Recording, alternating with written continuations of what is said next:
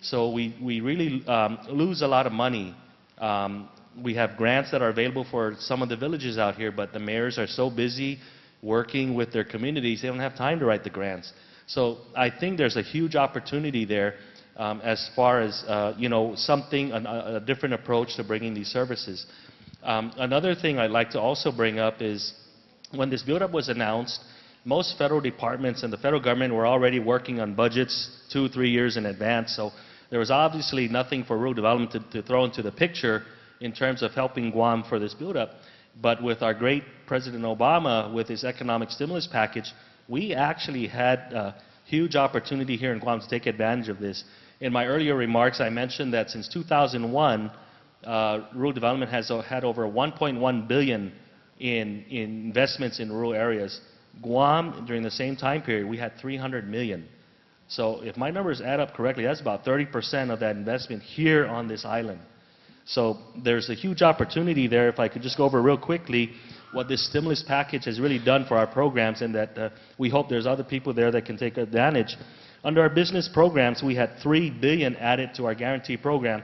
Our guarantee program works in conjunction with what SBA does, and we've actually partnered where if Ken's program can't do it, I will look at it. If I can't do it, Ken's program will do it. We can guarantee loans again up to $25 million.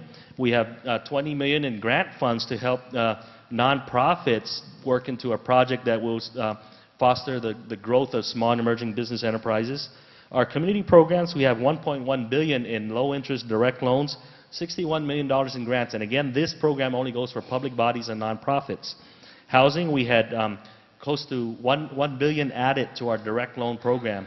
And the thing about our housing program is we actually have the ability to provide you a low-interest loan of 1% over 33 years if you're income eligible. And then our infrastructure program, we actually had $3.7 billion added to our coffers. So there's opportunities out there. That's the good news. We didn't get a special budget to help with the Guam buildup, but the stimulus package has been a substitute for that has really benefited a lot of the projects that we're engaged with outside of the fences. Now, the urgency of this is these stimulus funds expire September 2010. We won't have this kind of money. So if you have large projects out there, or if you have ideas, like I said, we have about over 50 loans, grants, guarantees. If we can't help you with your business, most of you are probably involved with nonprofits, community service. You know someone whose homes need fixing up or needs to build a new home. You know, come see us. We have a huge opportunity here we need to take advantage of. Thank you. Okay. Thank you, Joe. Ken, you want to add to that? Yes, the best return on investment that I can say that we offer right now within the SBA is the utilization of our Small Business Development Center program at the SBDC. If you don't mind, the folks in the back there who are from the SBDC, if you don't mind, if you can please stand up so that way you can be recognized by the audience. These are the people.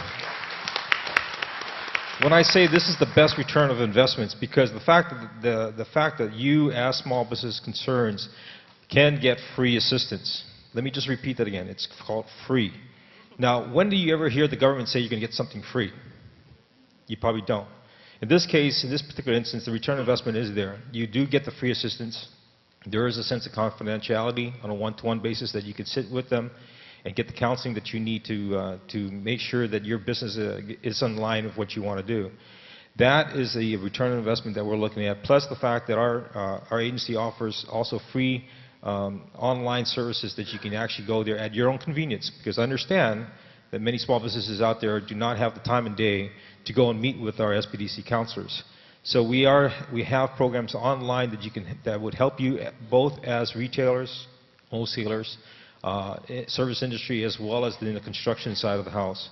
So with that, a lot of the educational programs they do, in conjunction also with the USDA, we also work with the PTAC, the Procurement Technical Assistance Center, another good program that you have, another good return on investment. And Vera Tapasha, where are you, Vera?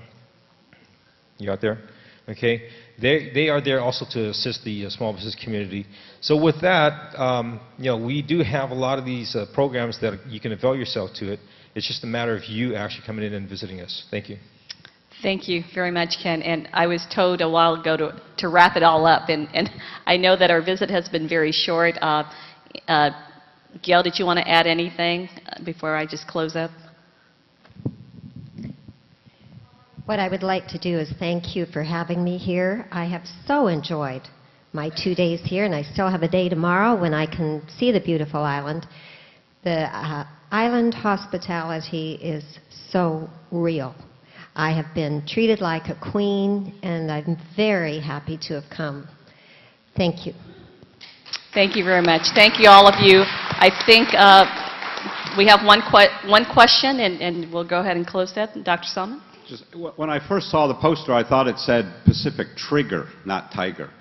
But what I want to question is, how are we going to get rid of the Jones Act, and how are we going to get rid of the law that controls the Asian airlines only having 2 stops on American territory, and this is one of the stops? Those are going to be big barriers to becoming a tiger. It's going to be a tiger with no claws and no teeth. I can't answer that. I can tell you, a tiger doesn't start out as a tiger, it starts as a cub. And you are going to have to take steps before you will instantly be the Pacific tiger.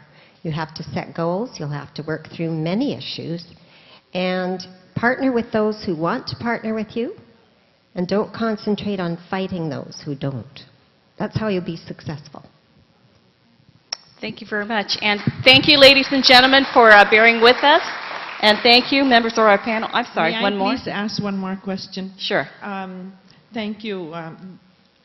Wouldn't you agree that because Guam has over 100 years of an economy that really is dependent on the military, with this militarization, it would intensify a defense dependency type of economy. Wouldn't you agree that that would make us more vulnerable as a community as compared to a diversified economy? No, I certainly wouldn't.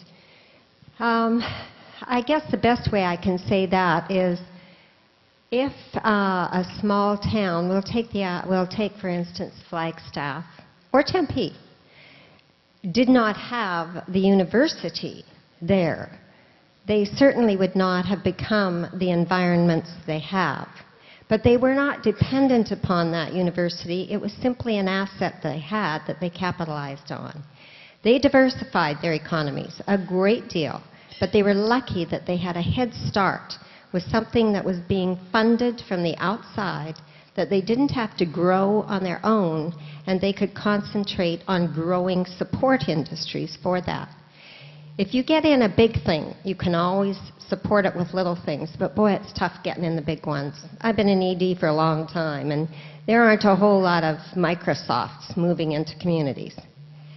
You've got one being given to you, and it has high jobs, high-wage jobs coming with it, good, solid jobs. And the caliber of the military gets better all the time. I speak all the time with people. Recruiting is becoming easier and easier because the best and the brightest are wanting to go into the military. That's who you want in your community. But no, you aren't going to be dependent on them. You would find there's a huge hole if they left. But it's up to you to use them as something that grows your economy. Thank you. Another round of applause for our panel members. Thank you, ladies and gentlemen. Thank you.